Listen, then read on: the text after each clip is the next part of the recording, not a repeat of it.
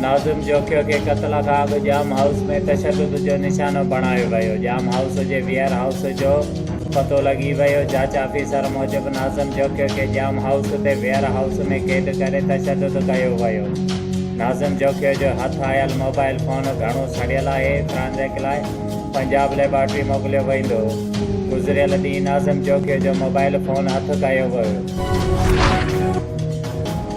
नाज़िम जोखियो जी mobile phone खे साड़े जवाबदारनि खे बचाइण जी कोशिश कई पई वञे। अॻ में चयो पियो वञे त जवाबदारनि सही हालत में मोबाइल खूह में उछलाई, हाणे उहा सड़ियल हालत में कीअं मिली। नाज़िम जोखियो केस में फ़रियादीअ जे वकील मज़ार जोणे जो पुलिस जे जांच ते बेइतमादी ज़ाहिर करे छॾी। वीडियो बयान में वकील चयो आहे त पुलिस पारां जोड़ियल JIT ते खेसि एतमाद नाहे रहियो। नाज़िम जोखियो केस में पुलिस जी कारकर्दगी हेल ताईं बुड़ी रही आहे। अवाम खे गैस दवाउनि वांगुरु रुगो वक़्त ते मिलंदी। सही सदरन गैस कंपनी फराहमीअ जो नओं शेड्यूल जारी करे छॾियो। शहरनि खे 24 कलाकनि में खाधो पीतो पचाइण वक़्तु 3 भेरा गैस मिलंदी। शहरनि खे 1 दिसंबर खां फेबरवरी ताईं सुबुह जो 5:30 वॻे खां 8:30 वॻे ताईं, बेपहरीअ जो 11:30 वॻे खां 2 वॻे ताईं, शाम जो 4 वॻे खां 10 वॻे ताईं गैस जी फराहमी कई वेंदी। पीपल्स पार्टी चेयरमैन बिलावल भुट्टो ज़रदारीअ चयो आहे त महांगाई घटाइण लाइ इमरान ख़ान अमली क़दम खणे या घर हलियो वञे। इमरान ख़ान हर बहिरान ते नोटिस वठी आख़िर में चवंदो आहे त मां छा कयां। आम माण्हुनि खे महांगाईअ सबबि परेशानी आहे, जंहिंजो कारण सिर्फ़ु इमरान ख़ान आहे। इमरान ख़ान वॾियूं वॾियूं ॻाल्हियूं करे ऐं ख़्वाब ॾेखारे इक़्तिदार हासिल कयो आहे। हुन वधीक चयो त इमरान ख़ान वटि बहिरान जे हल लाइ को बि मंसूबो न आहे।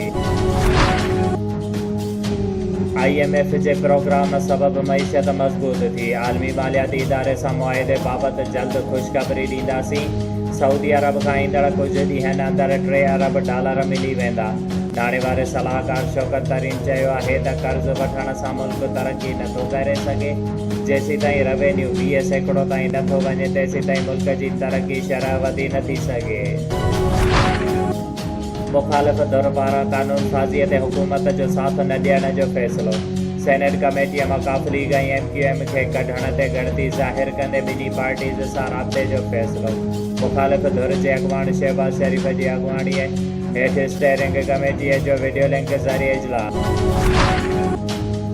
गुज़िरियल ॾींहुं मोरो राशिद मोराई कैंपस स्कूल में शागिर्दनि जे रहनुमाईअ लाइ मुख़्तलिफ़ स्कूलनि पारां बरोज़ एजुकेशन गाला शुरू थी रहियो आहे, जंहिंमें मुख़्तलिफ़ प्राइवेट ऐं सरकारी स्कूलनि जा उस्ताद ऐं शागिर्द हिसो वठी रहिया आहिनि। उन मौक़े ते DC नुशरफ फ़िरोज़ ताशकीन आलम रिबन कटे एजुकेशन गाला जो इफ़्तिताह कयो। उन सिलसिले में एजुकेशन गाला जे अॻुवाण साईं मोहसिन अली शाह, राशिद मसूद अब्बासी, मोहम्मद ख़ान दाहिरी, असलम अब्बासी, अज़फ़र सैद मेमूण, सैद मुख्तियार अली शाह, मुश्ताक सोलंगी, रियाज़ मेमूण ख़ासि महिमाननि जो इस्तक़बाल कयो। उन मौक़े ते DC नुशरफ फ़िरोज़ ताशकीन आलम, AC मोरो हसन ज़फ़र, AC नुशरफ फ़िरोज़ एहसान अल्लाह पठान ख़िताब कंदे चयो त शागिर्दनि जो जोश ॾिसी असांखे तमामु घणी ख़ुशी थी आहे।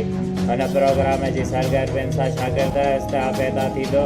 हुननि वधीक चयो त स्कूलनि जा शागिर्द ऐं शागिर्दियाणियूं हिन प्रोग्राम में मुख़्तलिफ़ साइंसी स्टॉल लॻाए पंहिंजे फ़न जो मुज़ाहिरो कयो आहे।